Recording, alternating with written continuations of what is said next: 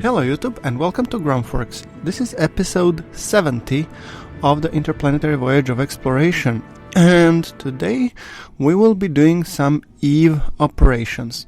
Now, as I mentioned beforehand, I had some hard drive issues and I lost some footage, and one of this footage was the aerobrake of the EVE exploration ship in the orbit of Duna. Eve. Anyway, we have landed at, or not landed, but ended up in a slightly inclined orbit. But nonetheless, since we will be launching impactor probes, we don't need to care that much about that now, do we? So, right now I'm just preparing my experiments, or my impactor probes, and since I will be launching a total of 4 satellites, I have decided to once again do it in the same fashion as I did for Duna, because that seemed to be quite well received and I didn't want to basically go one thing at a time. So at the top right you can see the impactor 2, and I think in the top left you should be able to see the impactor, I think, 1. That being said, at the bottom right you should see the exploration core ship correcting its inclination and finishing its voyage as I'm hoping as Gilly's satellite. So what I'm actually hoping is to get the exploration ship in the orbit of Gilly. So yeah, the top left is actually one of these ion-powered probes that should be doing some orbital science and some scansat, I guess, and the bottom left and the top right are the impactors, yes. So as you can see, our impactors launched successfully, and they are burning now to reduce their periapsis, so they basically end up as impactors. Also, I have to be very careful to detach the probes and to make sure that I have activated the parachutes, or armed the parachutes for that matter.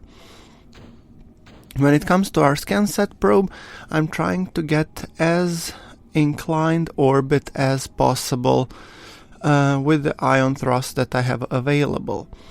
And when it comes to the EVE exploration ship, I'm succeeding pretty much in getting an orbit around Gilly. So yes, so far mission seems to be proceeding as planned.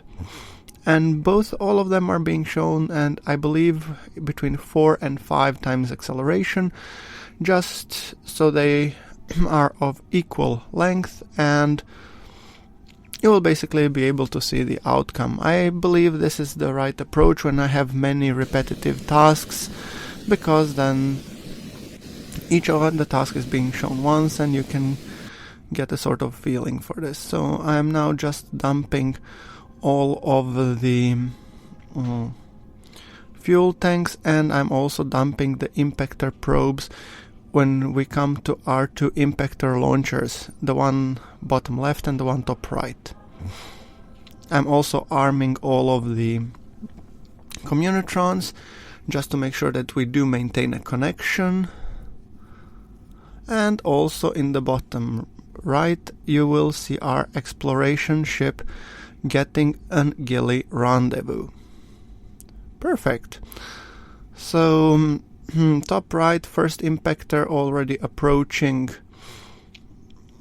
Eve, dropping between 170, which means pretty shortly it will be going in the orbit. Now I had to switch back and forth between the core ships just for the purpose that my probe was uncontrollable. It was that bug that I've shown you around Duna. So now we're anyway back. Both impactors are en route, and our core exploration ship will be making its break around Gilly.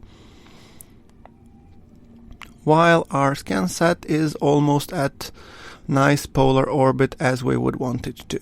Perfect.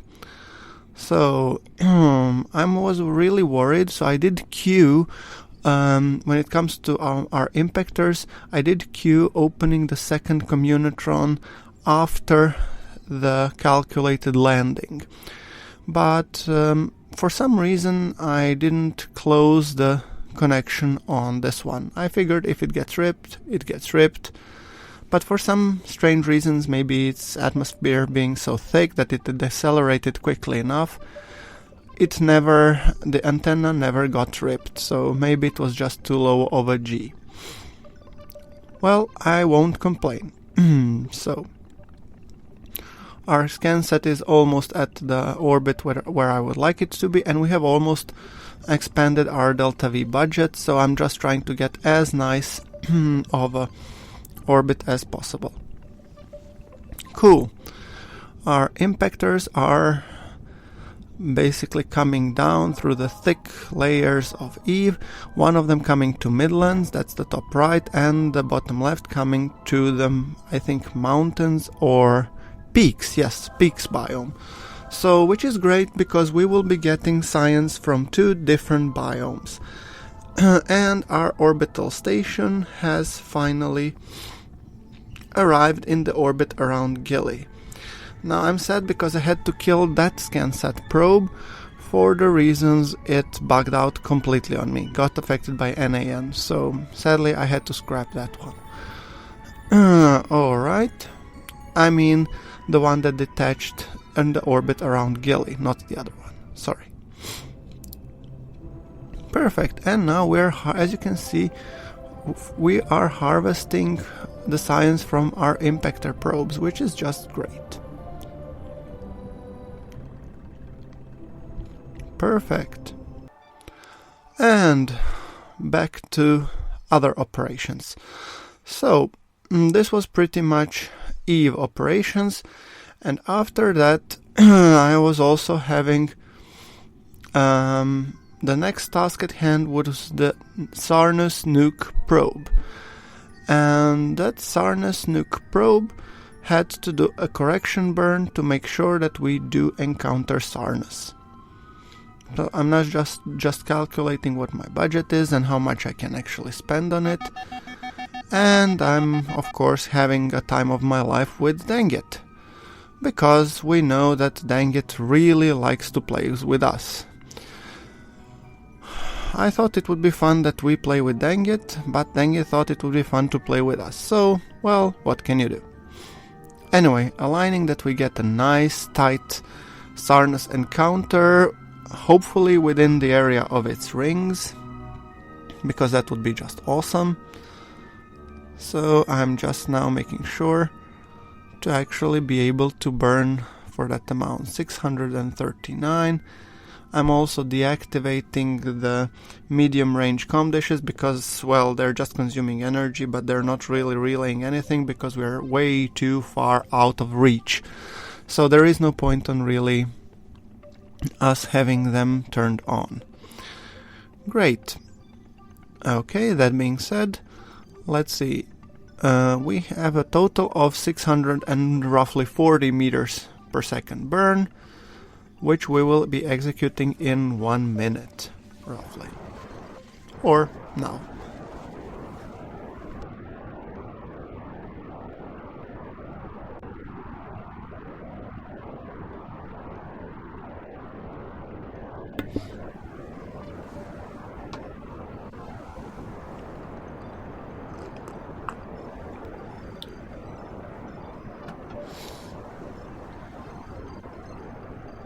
Almost there.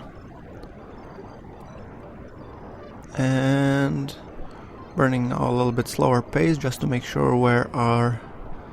And here we go. Perfect. Just what the doctor ordered. A nice, tight Sarnus encounter. Awesome. Well, toggling SAS. And I believe that's it for the Sarnus nuke probe. Moving on.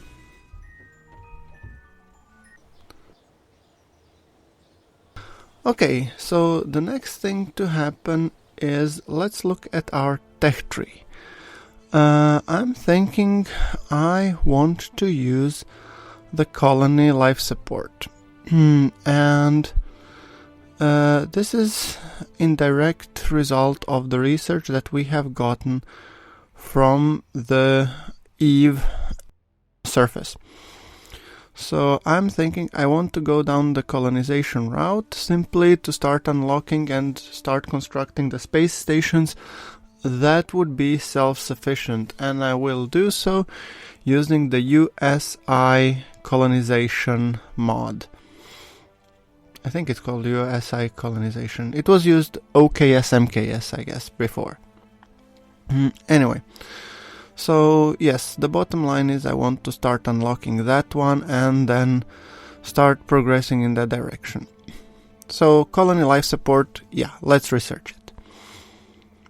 That should enable us to build Curbitat and aeroponics, I think, and aeroponics and all agricultural, sorry guys. So yes. Okay. And now we want to, so lots of stuff happening in this episode, and now I want to be actually building stuff. So okay, I want to actually build another class Joule lander, and that one we will be launching actually to Eve. So I'll just rename it Advanced Lander Eve. Perfect. So let's just warp to complete. Because the Kerbin to Eve Windows is coming closer, so might as well prepare. We do have the recycling station, and we do have the Advanced Lander. Those two will be going to Eve on this window. So with that thing in mind, let us just quickly check our automatic cargo SSTO, because if you remember, last one blew up on us on the landing due to my own fault, because I was an idiot. I forgot to extend the landing legs. So yes. Yeah. Now I want to build another one, so I have it ready if our Kerbal start running out of supplies, to be able to immediately send it off and not, roll out the ship and not build the ship, because it takes time. So now back to the VAB. I am constructing a lander that will be executing some experiments, and that experiment being the prograde Quarg. So since we don't yet have a module to execute the prograde Quarg, I have decided that I will do it in a similar fashion as I did for a Minmus launch. I'm constructing a small lander that will be able to that will contain an experiment sitting on top of a module that would essentially be the upgrade for the station. I think it's actually quite simple, so why not? And I think we will be probably launching that one in the next episode, but here you will get a chance to see me construct it. So yes, this is the experiment, Quarg's experiment deployer Mark 1, and it's a very simple lander, nothing really too fancy here. It's just a matter of being able to dock or being able to be at the station and just execute experiment and then come back. So once again I'm using Separatrons because despite the good commenters telling me this was recorded way before I've gotten these comments. So yeah, what can I tell you? I'm productive when making videos, I'm just lagging a little bit in terms of audio. Sorry guys. So yeah, I will start not using Separatrons because this has come back and bit me in the ass in our mission around Eve, when 3 of my satellites got hit by a debris caused by initially Sepratron, so that wasn't really fun. Now I'm just making this this station component containing quark experiment and some RCS. Well, because when it comes to station where you're adding more and more RCS ports, you can never have too much RCS fuel stored. And I was thinking on even adding some more quarks or additional cyclotron, but I think that would be too heavy. So I'm thinking I'm gonna launch this baby as is. Just put a docking port, slap a docking port at the bottom, and if we will be adding another cyclotron, I will be launching it once again. So I think that's better. I want also to add, I heard that these are very power hungry, so I'm adding some solar panels, and I'm adding some Megalodor solar panels from the near future solar. I want to make sure basically that these have more than enough juice to be able to perform the cyclotron experiments, because from what I heard it's demanding. So yeah, what can you do? Okay, this is me just balancing out the whole component that needs to be docked, putting some lights on it, just for, aesthetic reasons. I'm also trying to be as sparing as possible, not to overdo it with lighting, because all of these go into the final part count, and therefore consume some valuable frame rate. And I don't want to be putting these Megalodors too close to the station, because the bottom will be docking with the station, so I just want to put them a little bit further out, because they're quite big and I don't want my solar panels colliding with something else. Oh, and Megalodors are sticking out. Well, there's an easy fix to that. Just rotate them by 90 degrees. Something along those lines. Perfect. Making sure that once again they're retoggled, and just putting the fairings. Beautiful. Checking the staging. I think it's more or less okay. And let us put the big ass rocket underneath. Actually, I need a little bit more juice to get it to orbit. And let's see. 1.21 thrust to weight. 4.5. Yeah. Not really. Let's see if we can get away with a small one. 4.2, 140 thrust to weight. Well, I'm not overly impressed. So I'm actually thinking that I'm gonna go with the side boosters. I mean, it is 1.66 thrust to weight, so, well, additional 2 boosters wouldn't hurt. And I was thinking, just for aesthetic reasons, to actually use these guys for a change. And I thought it would be kind of cool. But then again, they really did add only a little bit in terms of delta V, and I wanted a little bit more just to make sure that we have enough for the rendezvous and stuff. So yeah. Nose cones, and I'm thinking like struts here, and I'm thinking parachutes at the bottom, because I'm hoping that when the parachute stages, they would basically yank the rocket backwards or the booster backwards, and hopefully free up some valuable space. So let's see, how did the test go. Boosting, nice looking rocket, colorful if nothing else. Tilting it and coming up on the booster stage separation, and separating, and yes. Well, at least I was able to test the staging, and the rest of the staging works correctly, apart from the boosting stage, but it was to be expected because this was so far back that, well, yeah, it just didn't make sense. So my first fix was, let's try and see if we can move this a little bit further up and see if we can fix it that way.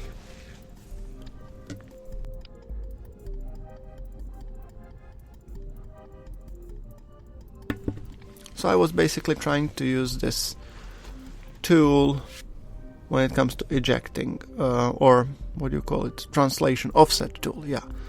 So once again, kicking the simulation, and let's see how did it fare.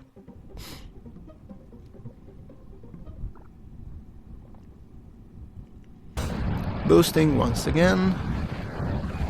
This time I'm hoping for a slightly better result, or significantly better result. And coming up on a booster separation in 3, 2, 1, and separate. And once again, same result. Well, at this point I decided I don't really want to use these kind of liquid boosters, and I'll just opt for the good old, the ones that I know and love, and those being the one from the KW rocketry. And beside, they also look pretty cool, so yeah, why not? I know, I mean, I wanted to do something a little bit different, but then again, this rocket also looks a little bit sleeker, so yeah, please don't judge me. Anyway, guys, I know that this will work, so more or less, so I think I'm gonna call this an episode. Like if you like the episode, and hit subscribe button for more KSP content that should be coming soon. Thank you very much for watching. This is GrunfWorks signing off.